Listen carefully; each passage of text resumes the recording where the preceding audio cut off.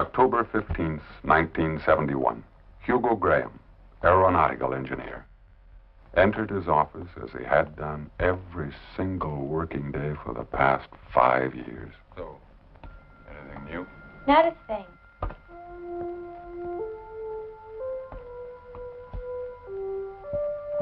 And then, Zabby called. Yeah? Put it on the phone. Joshua Owen, R&D computer expert, once again had started to replace a printed circuit. Then Zabby called. Yeah? Victor Spivak, market analyst, as usual, was adjusting the morning survey report. Well, I've just been reducing the national average, and the new statistics show that the consumer usage is within 0.12 of last year. That just goes to prove we're still in that same old velvet rut. That's right. And then Zabby called. We have salvage rights. And Viasani's map checks out. That day, they left San Francisco and disappeared.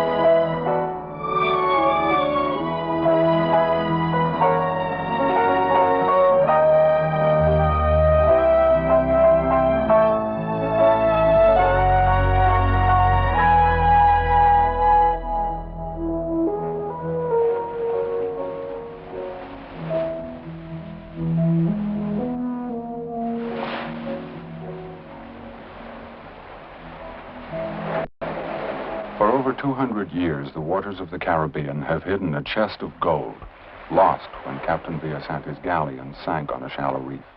From the archives, we learned that the captain had taken what he could to a cave that lay exactly 3 miles from the wreck. We were going to find it. The best buy I could find, big and cheap. You've got to be kidding. No, really, have a look at it. That's exactly what we need, man. Now, how old do you figure she is? Oh, 42 vintage, I'd say. It was a good year for trucks. You know, it's got plenty of room for our gear, and we can make a camper out of it.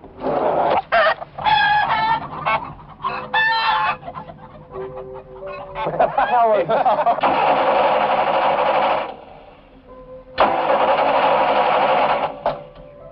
Junk. Vintage junk. Come on. You gotta treat a lady like a lady. Throttle, 1/2 to 2/3 open. Glow plug, on. Now then. First a shot of ether to the count of 4. 1, 2, 3, 4. Then, short the solenoid to the ground.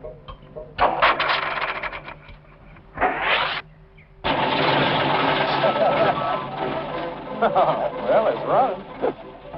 Maybe we better not stop her again till we get to Florida. Yeah. Beautiful. Hey, how much?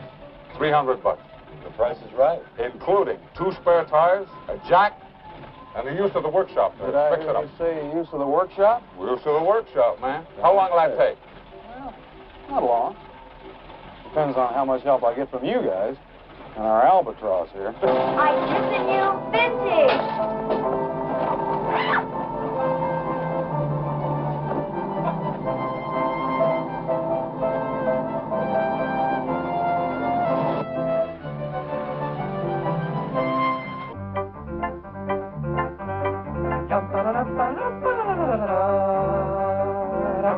Hey,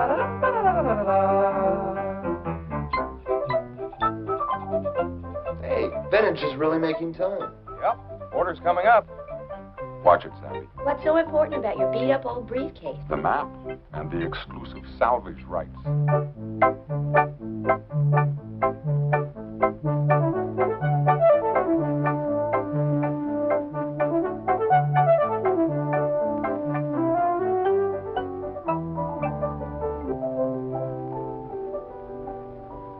Hey, where's Jock?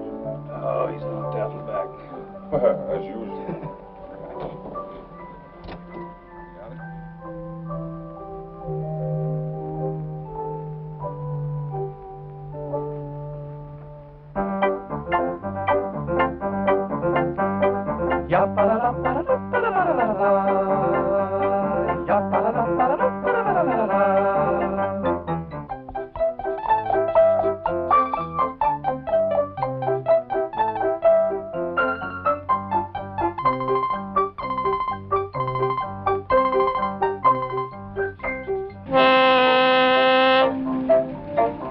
Every diver in the Caribbean was searching for Viasante's cave, his gold, and the chest of coins still in the bones of the sunken galleon.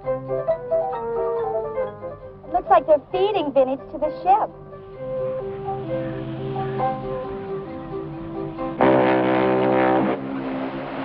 It's really something, isn't it? Yep. Yeah, that sounds fine, but have you thought about how we're really going to find the cave? It might have been destroyed by the earthquake. Look, I thought about that too. I mean, it's not going to be easy. If we narrow it down with a magnetometer... You really think it's going to be that easy? Yeah, if we follow the report.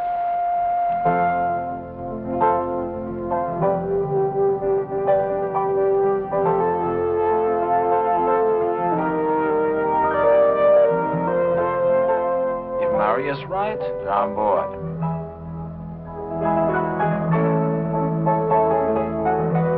How are we going to recognize it? You know anybody else that drives a wine barrel?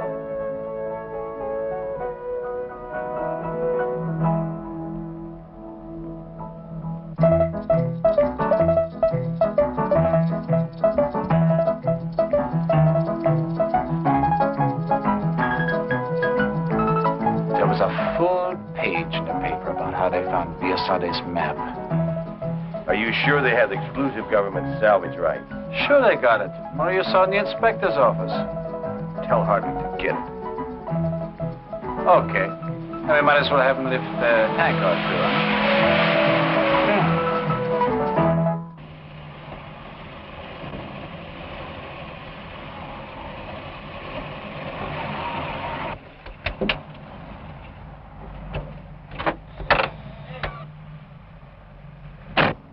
And I was a 7.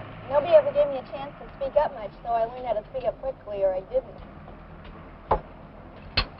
Will there be anything? Yes. Sorry.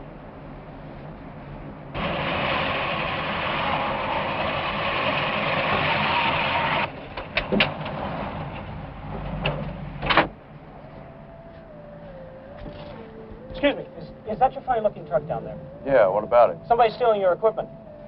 What?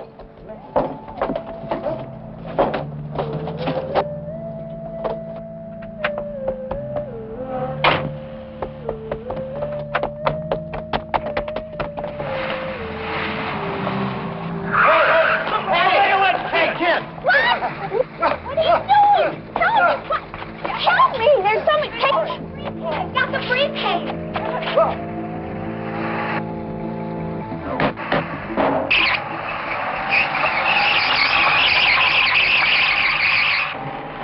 She'll get killed. Call the highway patrol.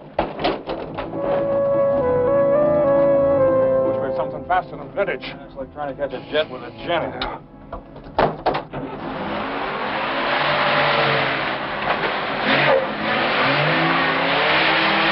Yeah, that's right. South on Interstate 5, a girl on the luggage rack. No, I am not kidding. A girl on the luggage rack.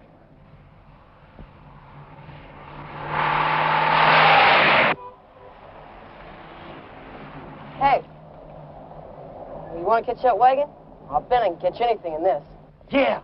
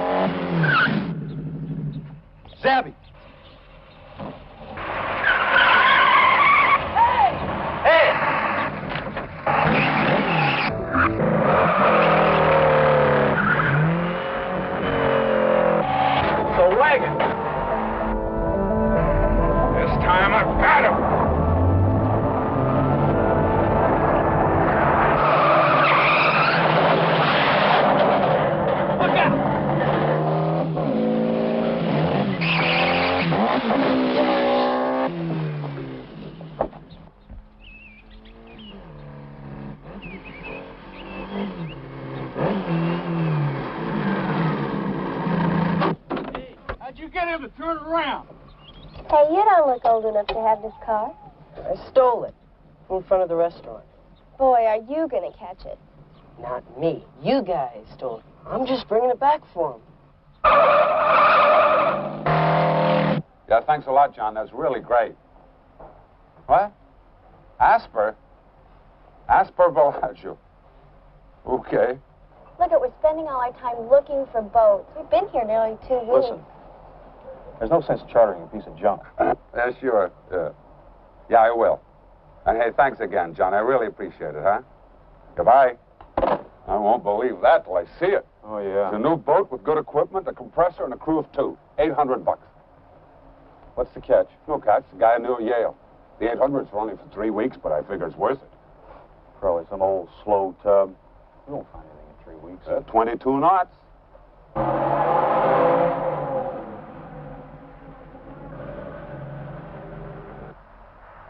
It's like they're heading for Port Antonio. We've been away off. That's good. Let them lead us to it.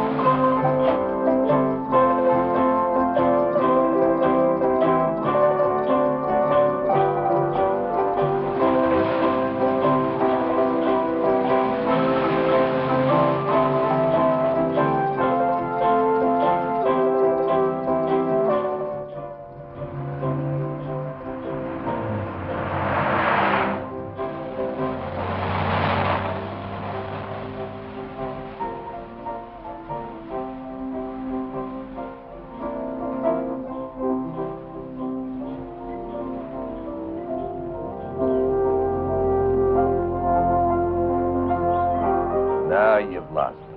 You shouldn't have stopped for that beer, you dummy. Don't be stupid. There's no other road. It goes straight to Port Antonio.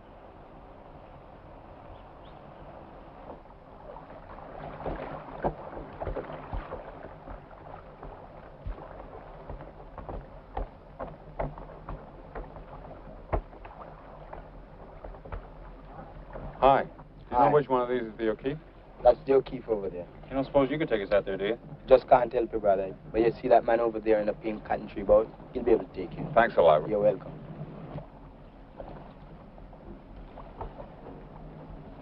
Okay, Robin.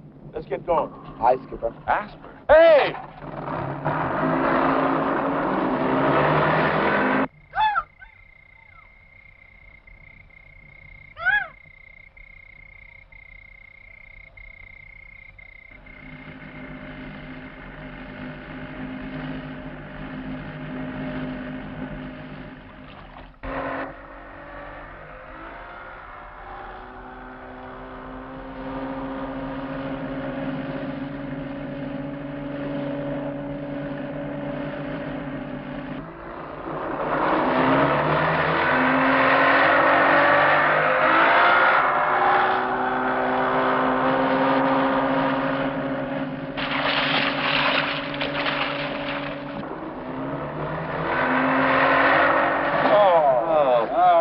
Hey, how's treasure hunting?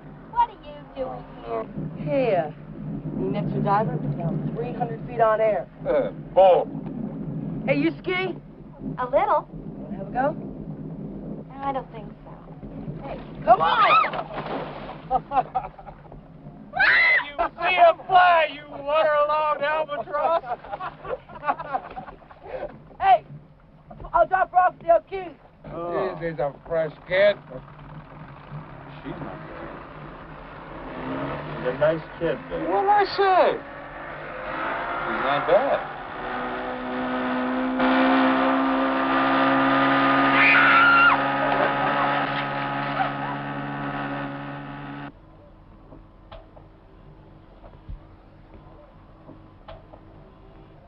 Mr. Graham?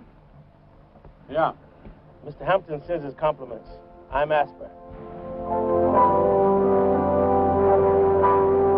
Generations of treasure hunters had tried in vain to find Villasante's cave. After years of research, we were sure we had the answer. No one had found it because it was under the water, sunk by the same earthquake that had buried Port Royal. It was now part of this reef. We're almost there. Still north of Grappler Bank. Maybe we should swing west a little. 091 magnetic.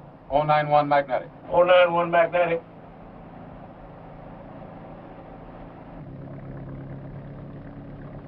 Warm up the depth recorder. Well, we'll soon see how much truth there is in those reports on Viasani's cave. No bottom. Yeah? You ever run this channel before? No, man. I always give this place a wide berth. Hey, it looks shallow. What's on the graph? Nothing? No, wait! It's 8 fathoms. That's coming up fast. Dead slow ahead. Dead slow. Take her up a couple of points to starboard, then ease her back and we'll drop the hook, okay?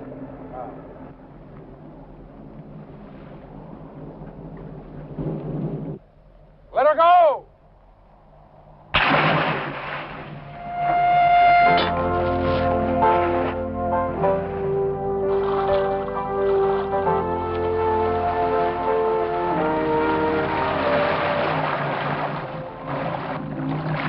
Hey!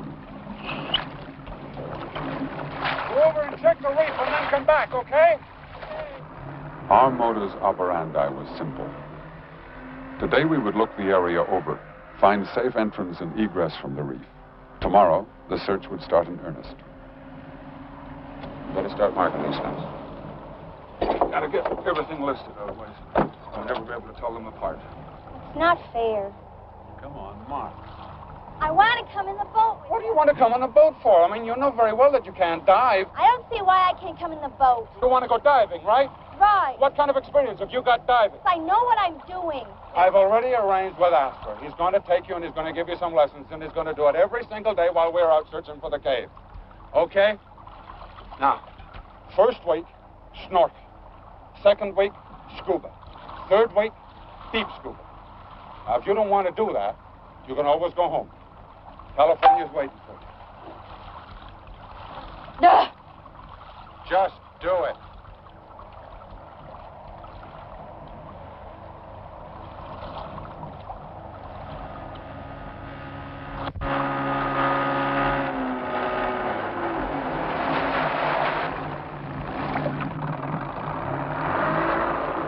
Come alongside.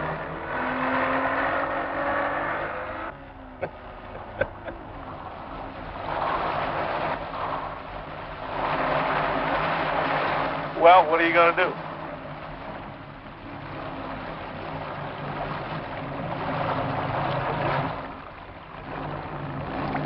This week, snorkel. Second week, shallow scuba. Third week, deep scuba.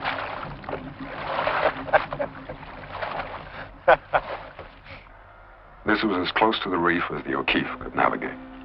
From now on, it was up to the rubber boats.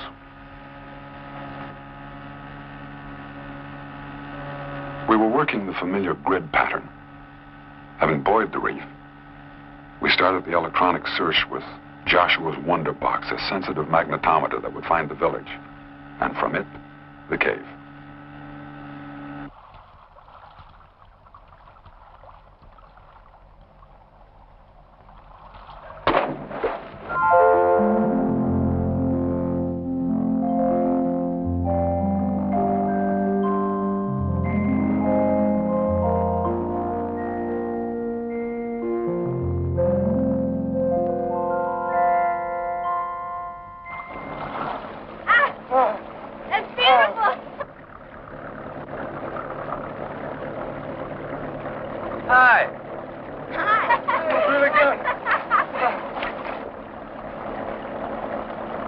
By the end of the week, the pieces of our mosaic were almost complete. The magnetometer had traced the edge of the volcanic fault. The cave lay to the west. It would soon be necessary to resort to the glass-bottom boat.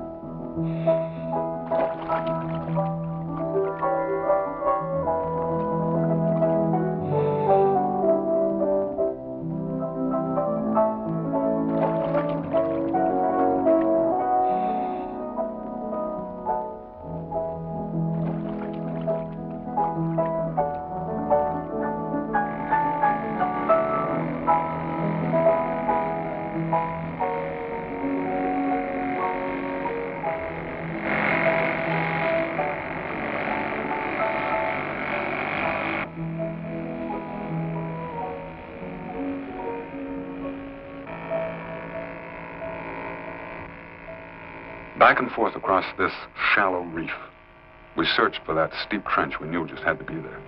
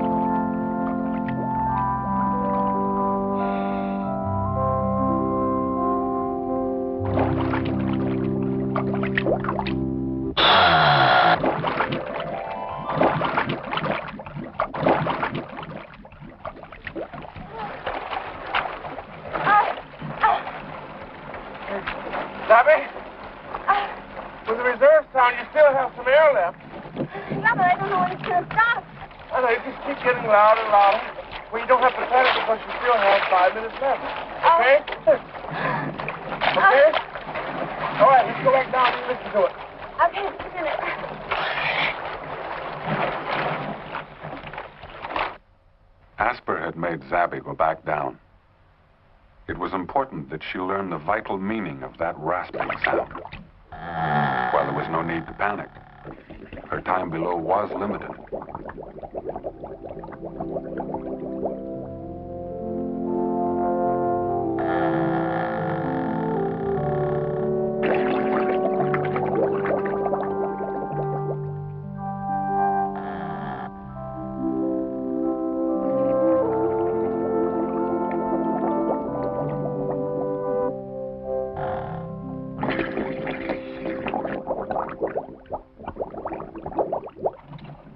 Zabby, let's review everything. First of all, you gotta always check your watch when you go down. There's no excuse for having to go on the tables. Staying down too long and making it necessary to decompress. You got that? You ever been on the tables, Asper? Nope. I don't intend to either. There ain't no joke hanging on the end of a rope 40 feet deep, waiting for the nitrogen to dissipate. Doesn't sound so hard. Doesn't sound too hard, huh? Already a veteran of 3 weeks and you know everything, huh? Hey. Huh? There's something deep ahead. Yeah. See it.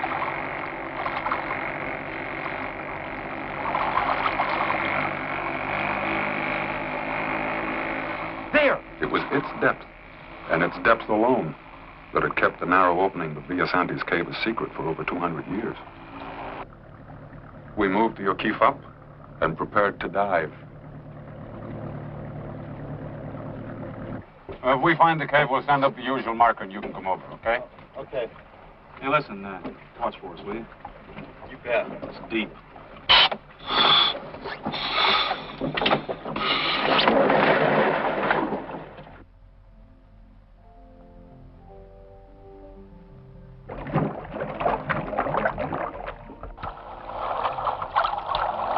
We dove down to the shelf that bordered the drop-off. According to the chart, an abysmal 1,000 feet.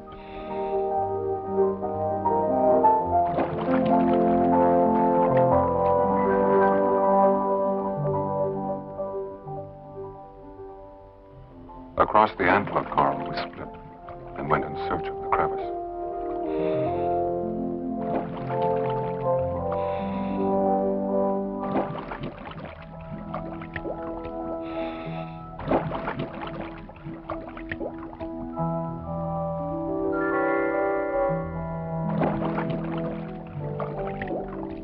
At 90 feet, I made a mental note of a large phosphorescent sponge, our base mark.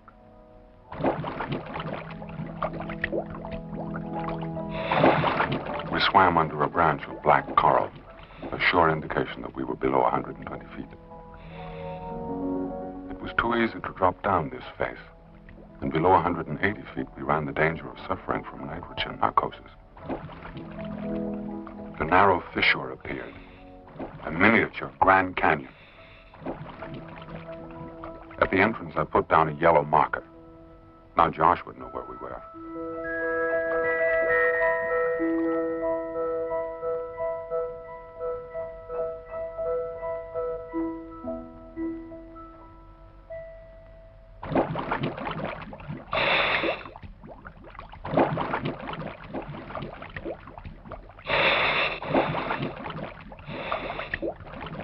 If the reports were right, the entrance to the cave had to be very near. We were hitting 140 feet when it loomed ahead.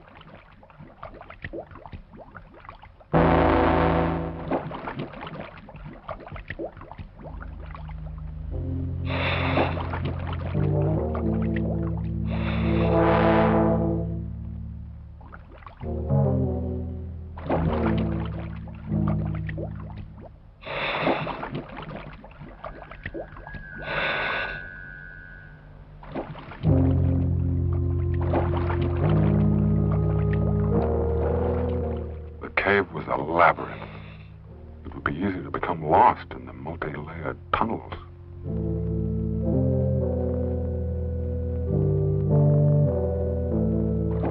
I pushed on until I found myself in a cul-de-sac.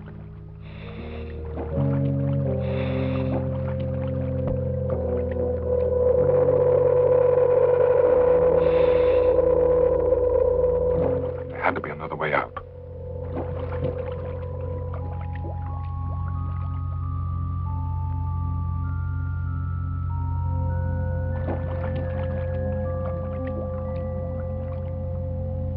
Could this be the base of the chimney? It's about time you guys showed up. Where's Hugo? Isn't he with you? No, we got separated in the cave.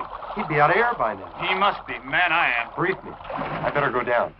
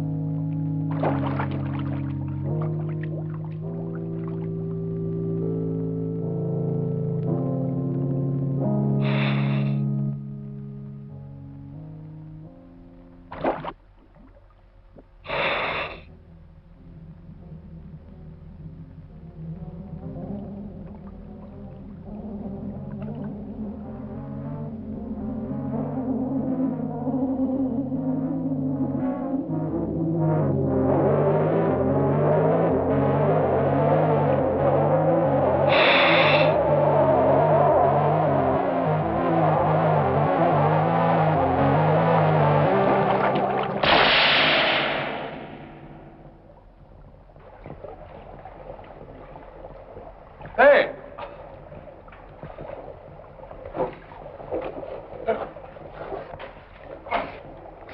Geez, you frightened the life out of me. Good. Scared the hell out of us. Been down so long I thought you bought it. I wasn't expecting to see you. Well, Vic ran out of here half an hour ago. Did he find anything? Well, welcome to Viasante's cave. Somebody's been here before us, though. Damn. I found some coins, though. Yeah. There must be some more. No, that's shut. Don't worry, I'll give you one in the corner. Let's get out of here. It's getting cold. Which way do you want to go? You want to go that way? You want to go that way? That way. The cave had been looted before the earthquake, but at least our calculations had been right. And now we could find the galleon. We were inside the reef with a tiny opening to the sky. The only way out was back down the long column of water. And I was low on air.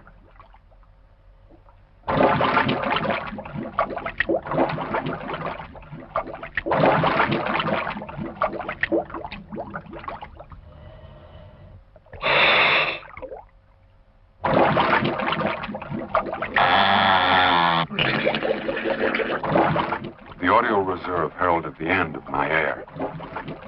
Now there would be no room for error.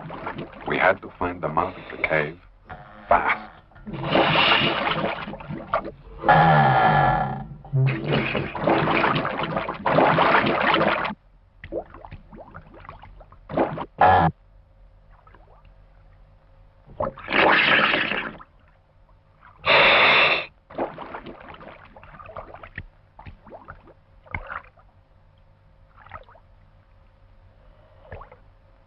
The narrow entrance made buddy breathing out of the question. I would have to go alone, on one breath.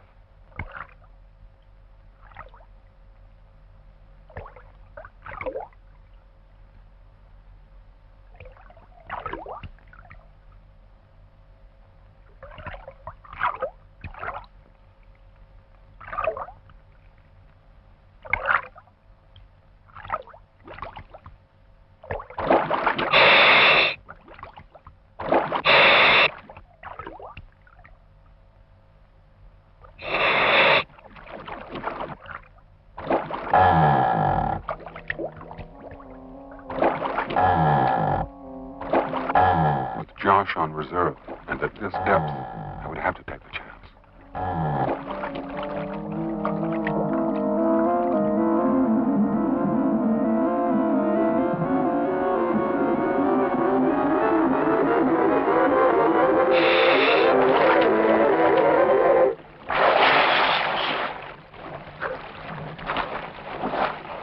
You okay?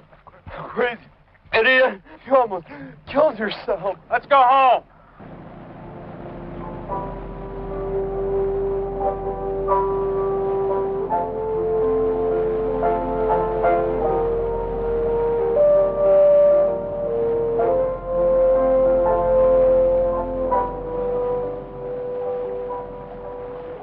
So, we bombed out on the cave. But at least we now know roughly where the Santa Vittoria lies. Within 3 miles of the cave. Yes, but that could be east or west, which means you still have 6 miles to search. If we only knew which way. That's a lot of sea to search, even with a magnetometer.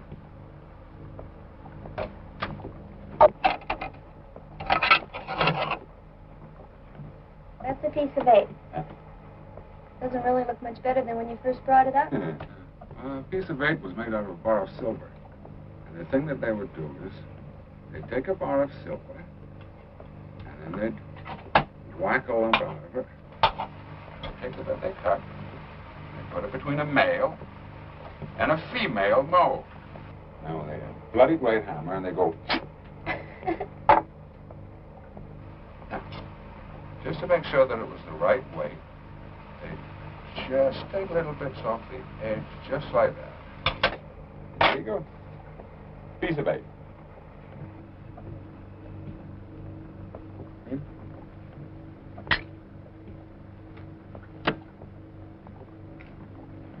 Wow, that's beautiful. But there's only 3. I suppose since you guys found him, you're going to keep him. Right. Well, I don't care. 'Cause when I find mine, it'll be gold. Savvy.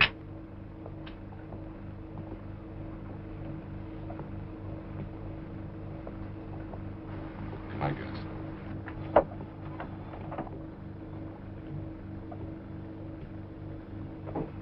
Hi. Oh. I have some news about a wrecker. Galleon. Tell me something, boy. Why aren't you in school? Summer vacation. He must be some poor little rich kid sent to torment us. Doesn't your father have anything to say about you wandering about like this? He doesn't know. Look, Darby, we like you. You're a nice all-American boy, but will you please stay off our boat? Now beat it. Just thought you might be interested where that came from.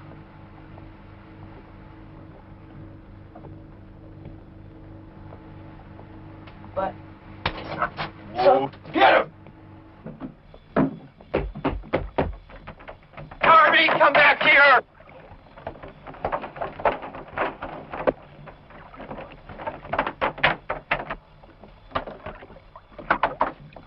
Freeze! Well, it's that nice little boy again. Come here, little boy. Right here. All right, Darby. Let's see the coin.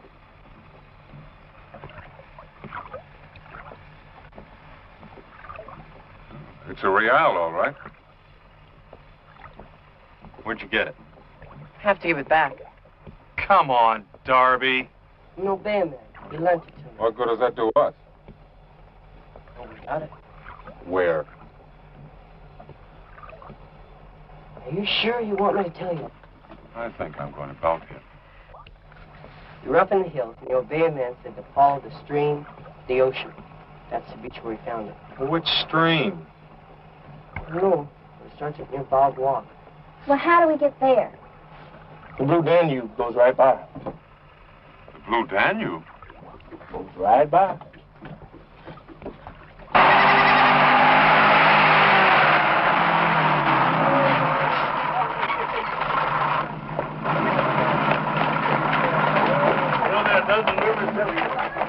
Oh, where are you gonna go? This way. Come on. There are a dozen rivers, and they twist about like a bunch of snakes. And the only way you can be sure you're on the right one, you have to follow it all the way down to the sea. That doesn't sound so hard. Yeah, but you gotta remember, there ain't no roads in the jungle. And also the boat's out. So that means we have to walk our way in the walk. Any snakes? Snakes? There ain't no snakes in Jamaica. But if you see one, you yell, and I call for some help.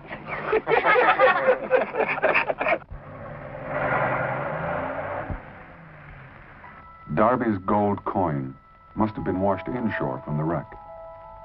Finding the bay would cut our search for the galleon in half.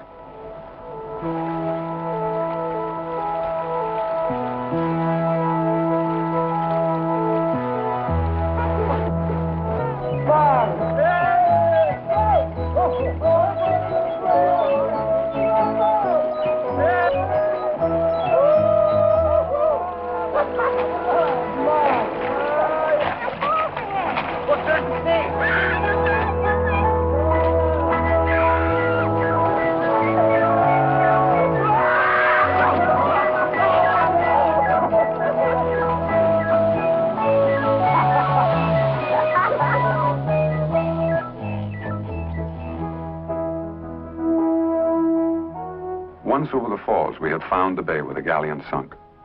Asper said there was no Blue Danube here and had gone to conjure up some transport, leaving us to mull over the problems of searching the bay. The wreck can't be more than a mile out there.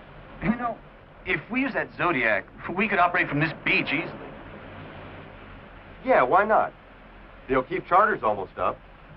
Be a lot cheaper. Well, we could use spinach and live on the beach. I think that's a very... You know, if I rented a plane, I could mag that bay in no time. How heavy is a magnetometer?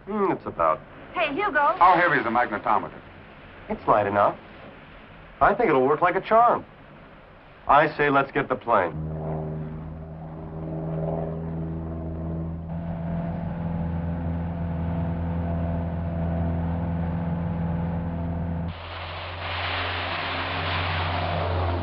The cliffside lawn offered the only possible landing field. All 1,100 feet of it.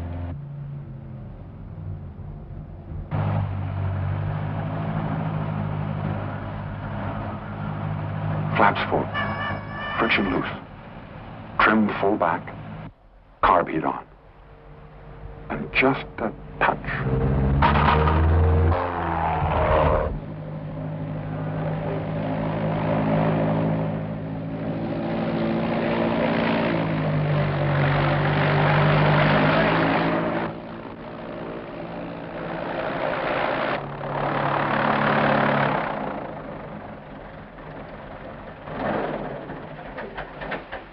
out, man. I was going to land it. Yeah. Really got a stiffy one. Hey, Hugo, you sure can fly that plane. Yeah, well, let's get this stuff aboard, okay? Get the magnetometer, John. In a very casual manner, I examined the undercarriage. It seemed okay. Rough as that landing field was, the old ruin called Folly made an excellent base camp. Where?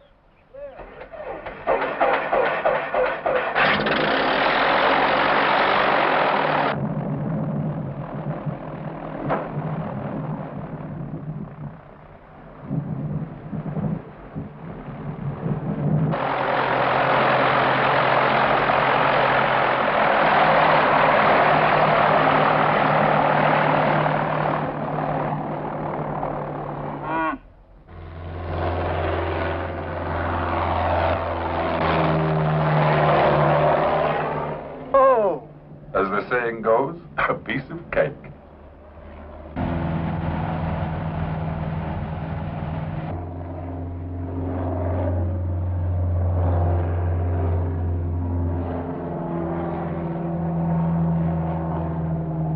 What if we hit one of those cows on landing?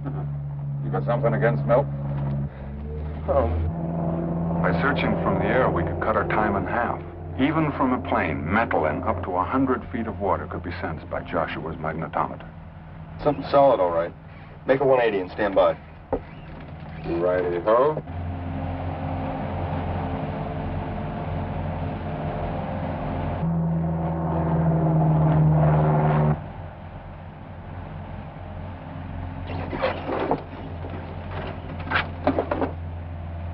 Stand by. It's moving. Now.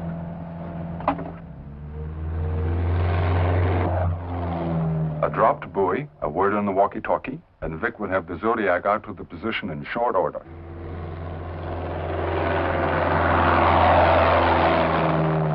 There's your first mark. Good hunting. Yeah, right. Now for the gold. We'll see ya.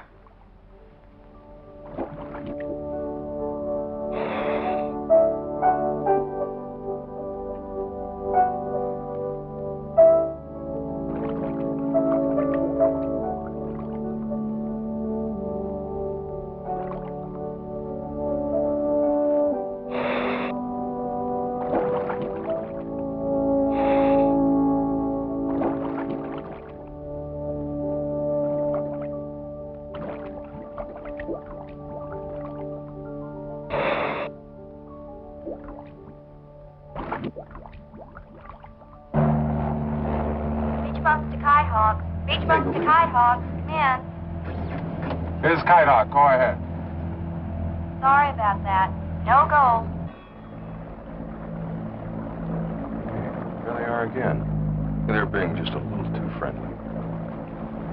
Smile real pretty.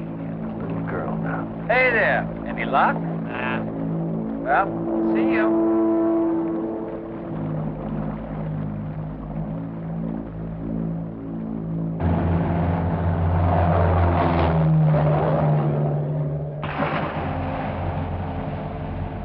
The reef was proving to be a ship's graveyard. One of them had to be the Galleon.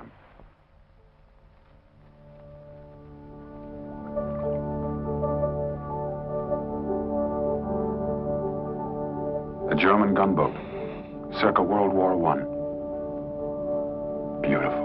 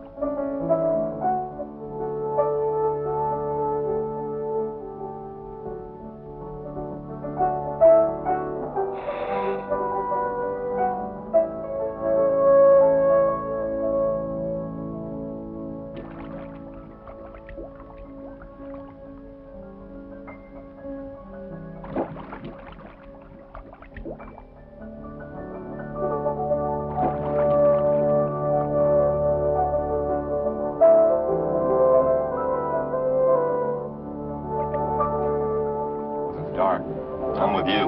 Let's go home.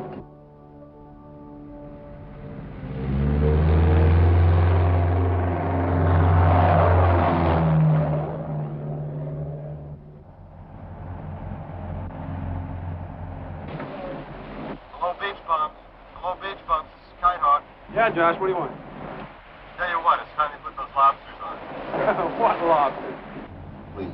How? It's doing a hula. Make a 180, Hugo. We got a little hungry, so we ate it. Hello? Josh? Get it out.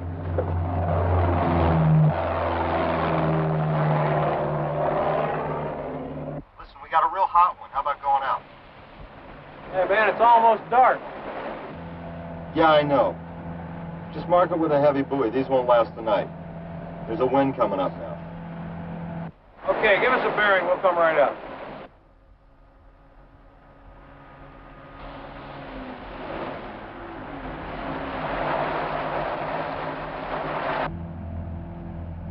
Isn't that Molly on the right?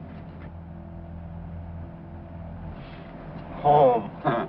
If we can find the cow.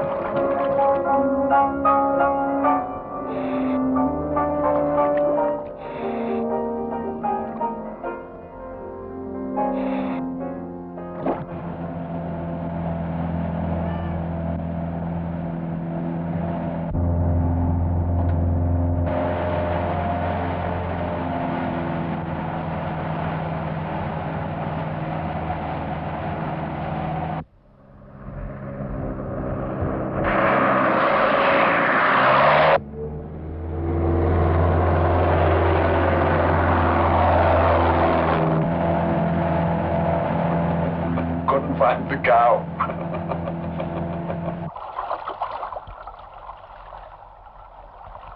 Well, I think we may just have found it. Fantastic. Yeah, we found it. I mean, we've even got a bell to prove it. What, no gold? That comes tomorrow. Hey, great. Yeah. Tomorrow we dive for gold. Be sure to firm up that buoy. Could take weeks to find it again.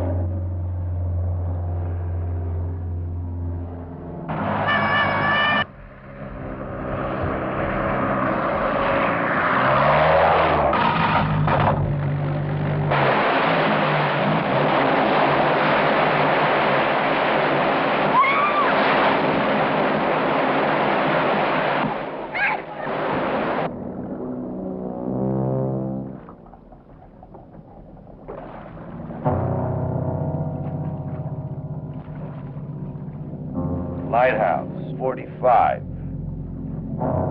Lighthouse 045. Dog Rock 187.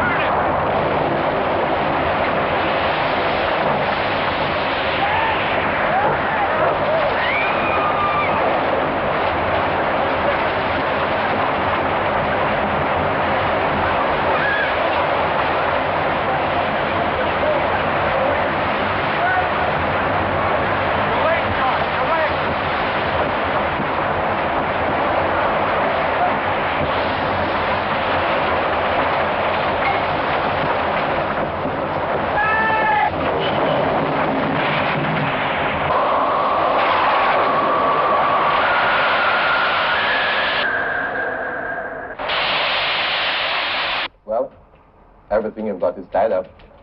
In other words, we're guilty until proven innocent. Mr. Grier, you did violate the rental contract. Well, what do you recommend?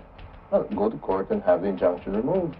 Oh, that's really something. Until that happy day, everything we have is tied up. I'll try to get it on the court list as quickly as possible. They might even offer a settlement before it comes to trial. That's terrific. In the meanwhile, you can all look for jobs. Well, without work permits. Oh. Well, thanks anyway. Just a minute. Do you deep dive? Well, how deep? I'll call you. Thanks. That afternoon, we got another body blow. The storm had taken out our buoy. We'd lost the galleon. I flew to Montego Bay to try to raise money. Seemed hopeless. And then we got the phone call. It was crazy. Salvaged 3 coffins. Proof of death is required to collect insurance. Without the body, the law demands 7 years. This client was in a hurry. Look, until the coffins are raised, my client can only offer expenses. Are you interested? If the conditions make it practical for us to dive, yes. But, I mean, why hasn't it ever been offered to a regular commercial salvage outfit?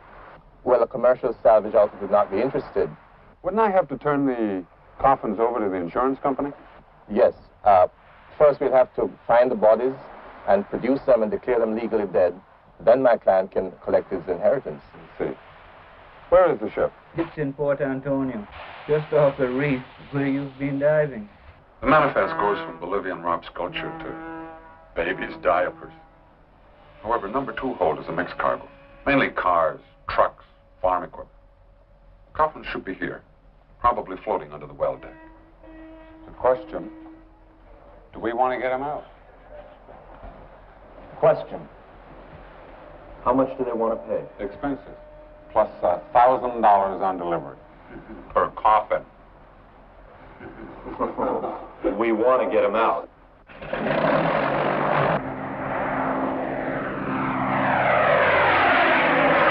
Looking it over from the air, I discovered our lawyer was right. The Mastaba was just off the reef where we'd been diving, clearly marked by a long, dark oil slick. We rented a workboat and a compressor. It was nice to have an expense account. However, the Mastaba was completely different from diving on the shallow reef. She was in over 200 feet of water. No room for error. There it is. Now, Vic and Josh and I are going to do this job. Aww. I'll take Zabby on the first wreck. Darby can go on the next one with Vic. Okay. At around 150 feet, the cold, gray outline of the bridge appeared. We dropped from the shot line to the well deck in its relative security.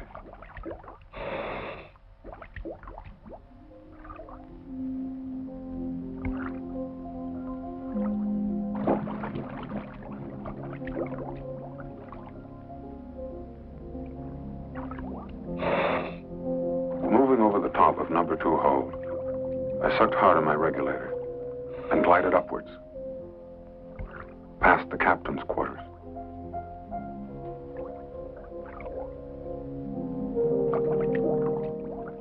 The empty eyes of the bridge stared grimly back at us as we moved slowly up to its dark void.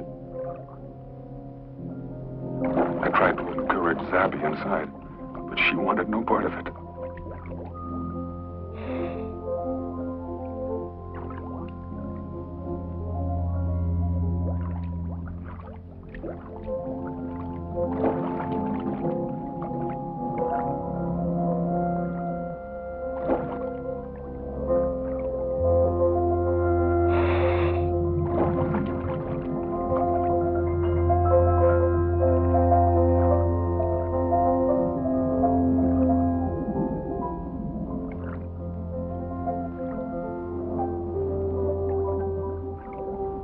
Up and over the rail. There loomed the main mast. It towered upwards until it became lost in the blue water. We dropped over the side of this 600-foot monster, eerily frosted by an inordinate amount of phosphorescent hydroids. A quick check of the depth gauge showed a firm 180. Moving aft, we found ourselves dwarfed by the huge funnel.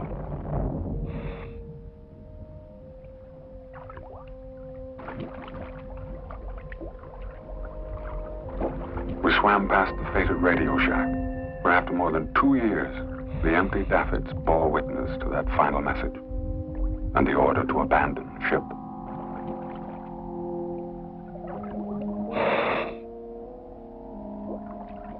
I pointed out the debris-littered swimming pool and the powerful spotlights, still maintaining their darkened vigil. But Zabby kept looking over her shoulder, grimly fascinated by the ocean-going barracuda.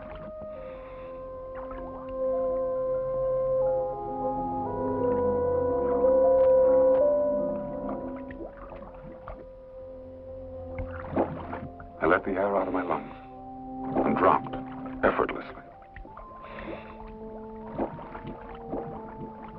And paused at the septural entrance to the ship's chapel.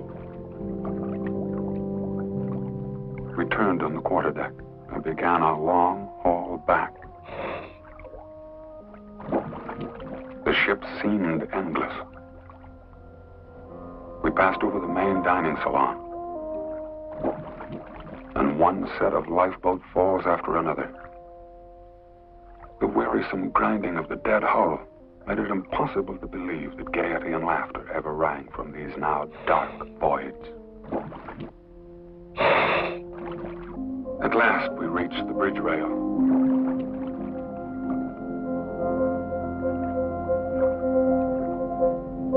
Our bottom time had run out, and we went up the shot line.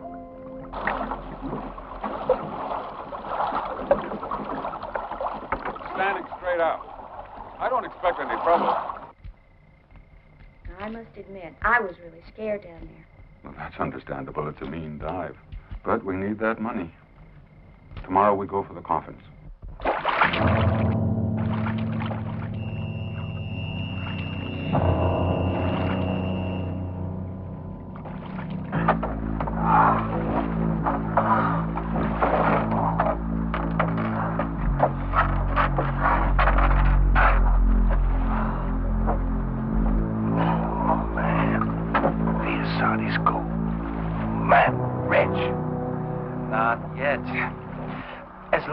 Salvage rights, this is their gold. They don't bother me. Look, there are only a few coins. It's going to take time to find that chest. Nobody is going to come between me and that gold. Yeah. That Mastava is deep. And accidents happen all the time. And nobody is going to go that deep to hold a post-mortem.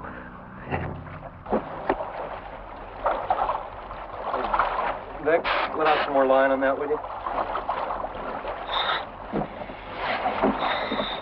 Everything's tangled around this oxygen tank. All right, it's clear.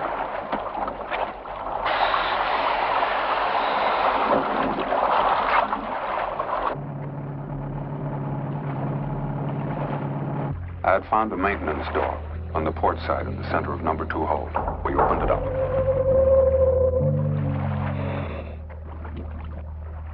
Following morning, we began the search for the 3 coffins. If they were floating, and at this depth, I fully expected them to be doing just that. The coffins would be relatively easy to find. However, if they had sunk, I knew we'd be in for a long search. Vic and Josh had not agreed with me, but I'd refused to use dynamite, and for good reason. If we once disturbed the cargo, we might lose all chances of finding the coffins. Anyway, I had no intention of attracting sharks in these waters.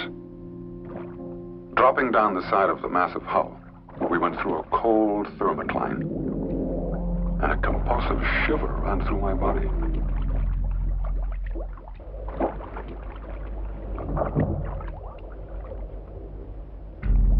Outside, all seemed quiet, ghost-like, but inside.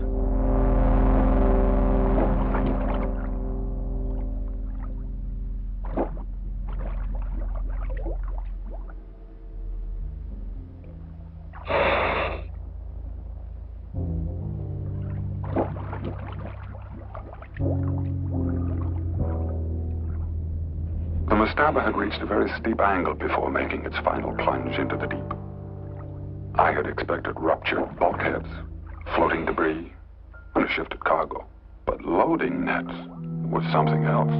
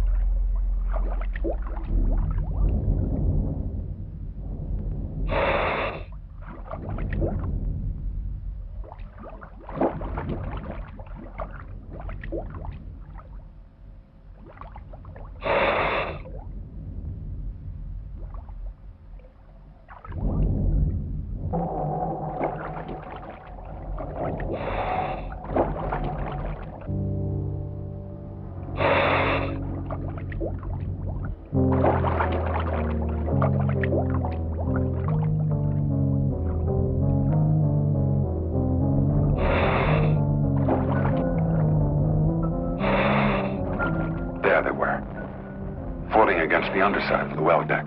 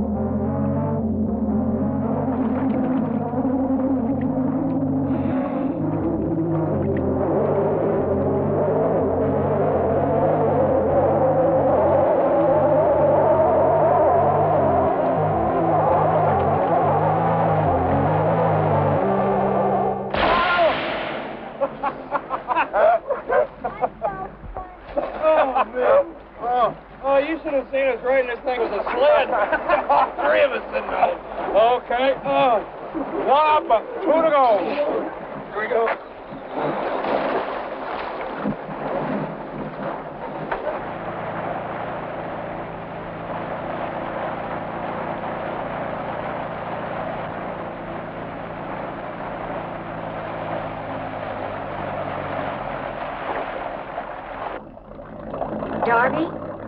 I'm busy.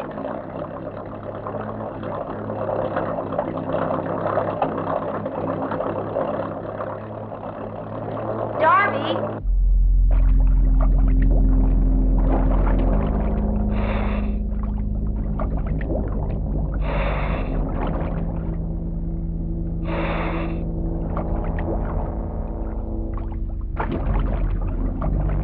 This time the hold looked different.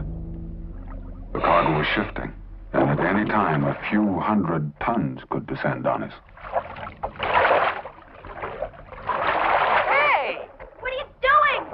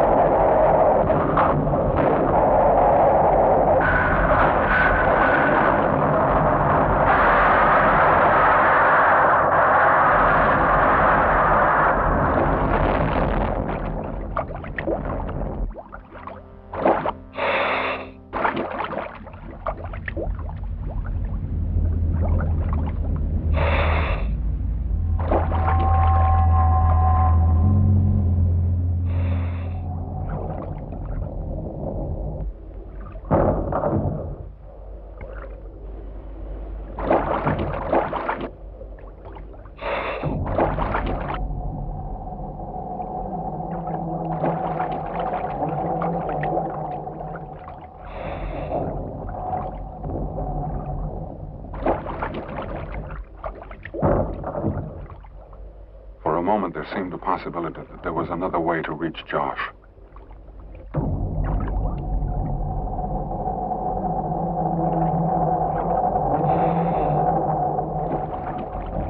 There wasn't.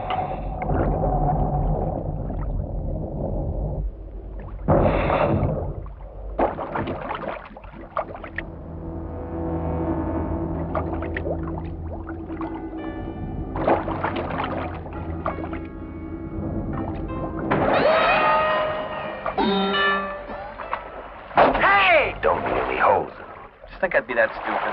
Yeah, I think you'd be that stupid. You're crazy! Put this thing down.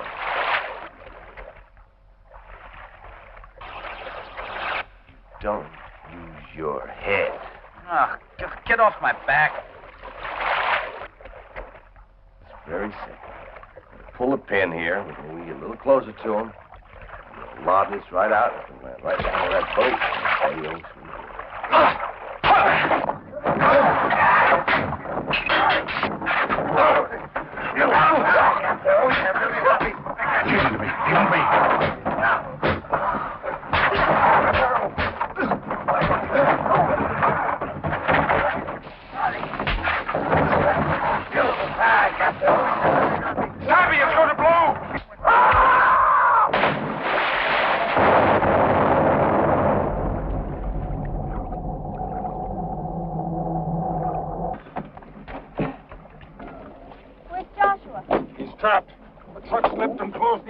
Stop the engine. Never mind the rest. Pull the anchors. Get it as we leave.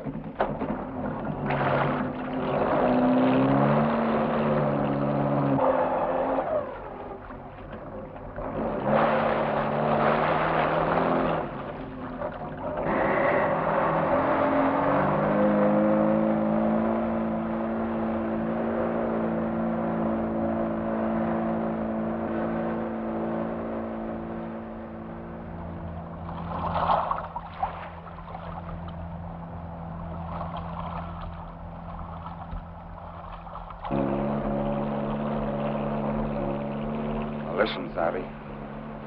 There was no way we could get Josh out of there. We've gone over the plans and the loading of this ship until we know it by heart. The only other way in there is through number 1 hold. And even if we could get in there, there's 300 tons of machinery piled on the after bulkhead. Josh's only chance is the chance we're taking. Go to Port Antonio and get the salvage tug. Pull the truck clear. He's got doubles. That gives us about 1 hour.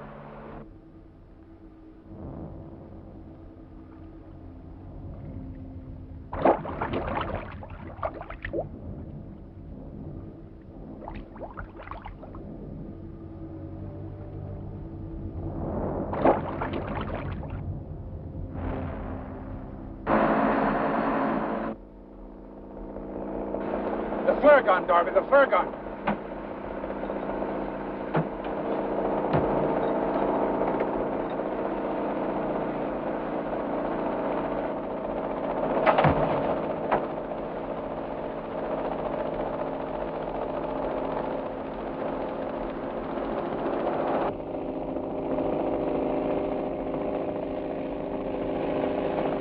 He'll be with us in just a couple of minutes.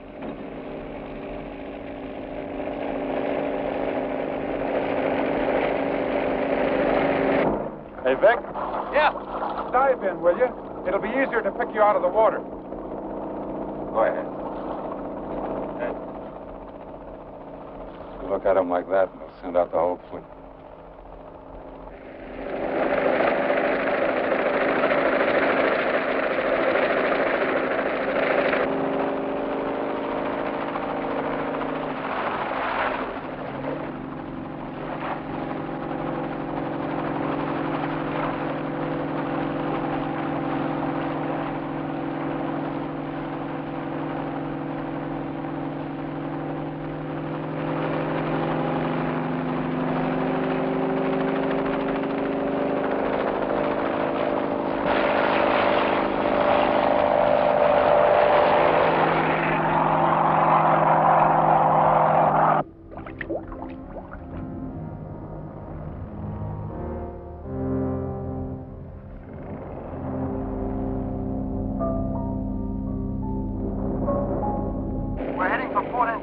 Now, these people don't have much time.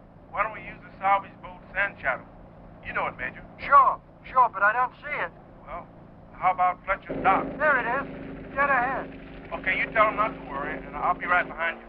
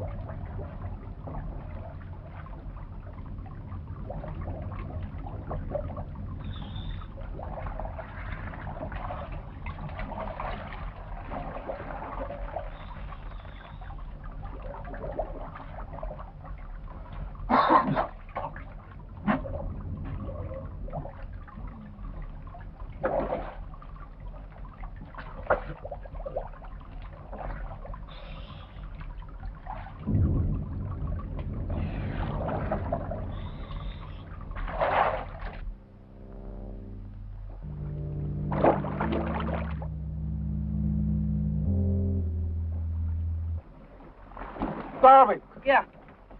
let me have the rest of it. Not enough? No, I need it all. Okay. I have to double it up in order to hold up the truck. Okay? Hurry.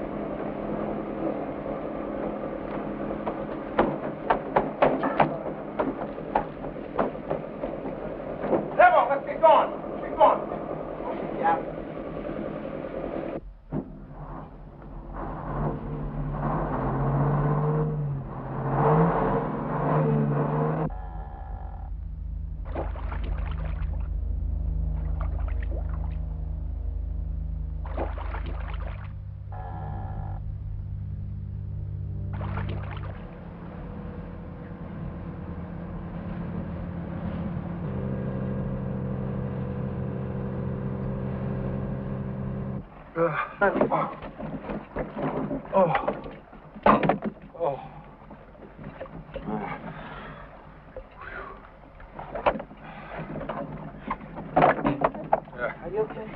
I'm okay. How's it look down there?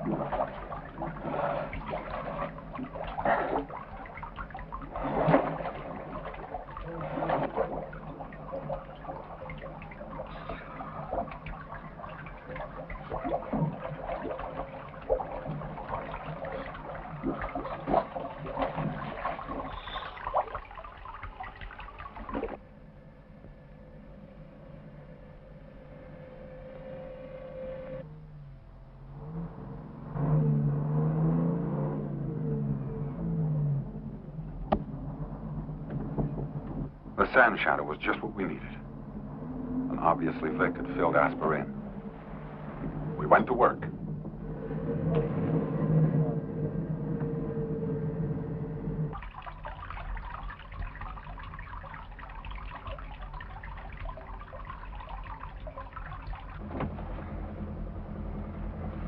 Hey, man. You're on the table. I've already put a bite on the truck.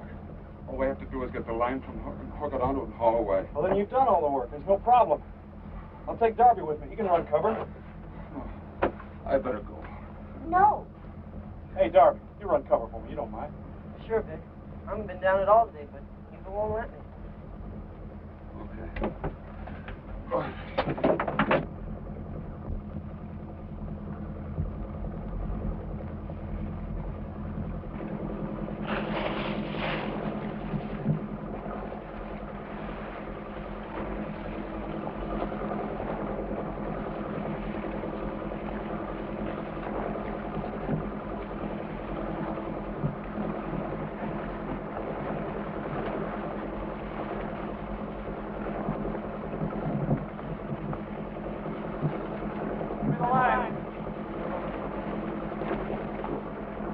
When you get ready, give us 4 quick tugs, okay? After that, it's 1 pull down, 2 pulls up, 3 pulls stop. Repeat it. 1 down, 2 up, 3 stop. All right. Good luck.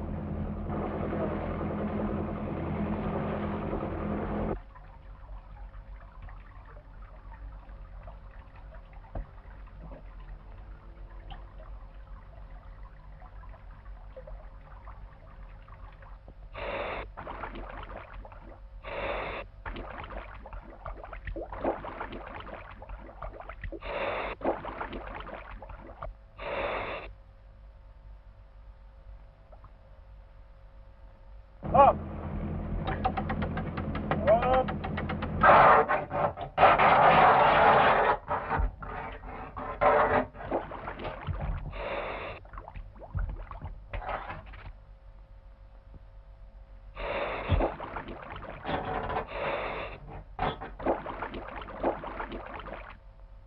Hold it. Hold it.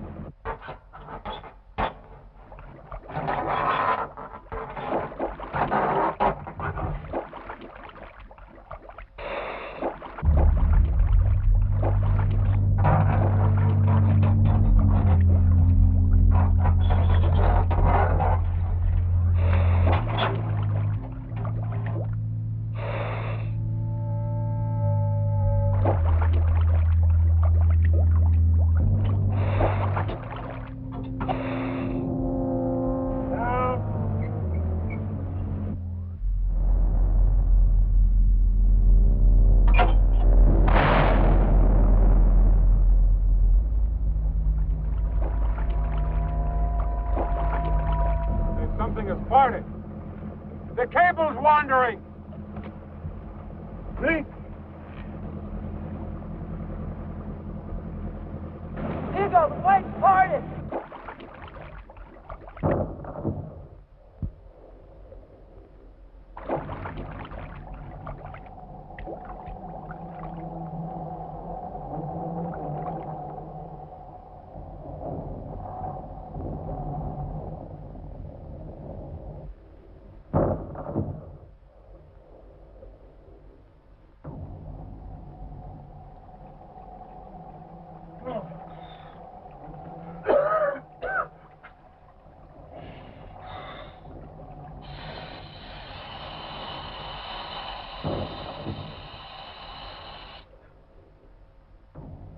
Josh?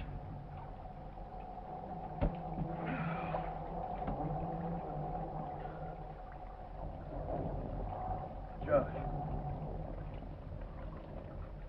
Josh!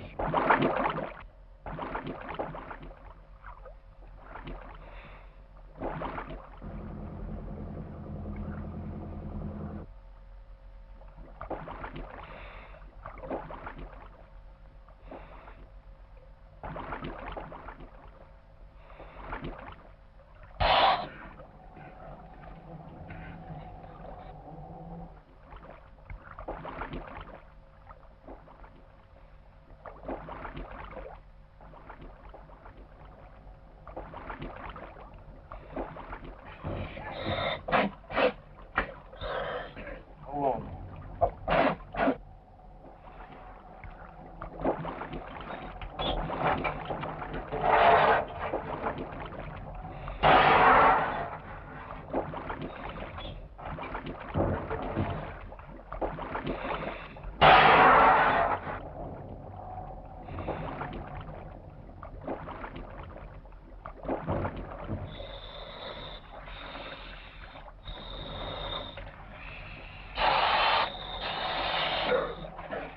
Alive.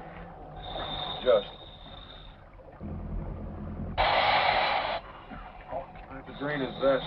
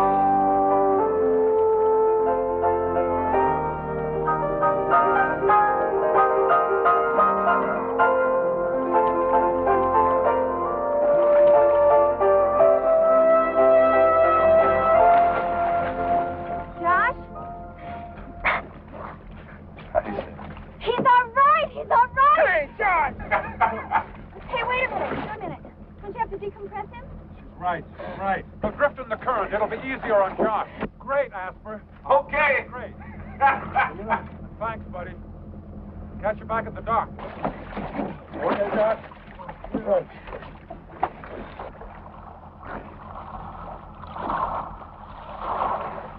Abby? Yeah? Thanks, honey.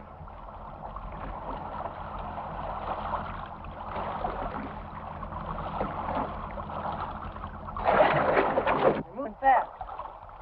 We better follow and push that line down. They're drifting right out over the reef.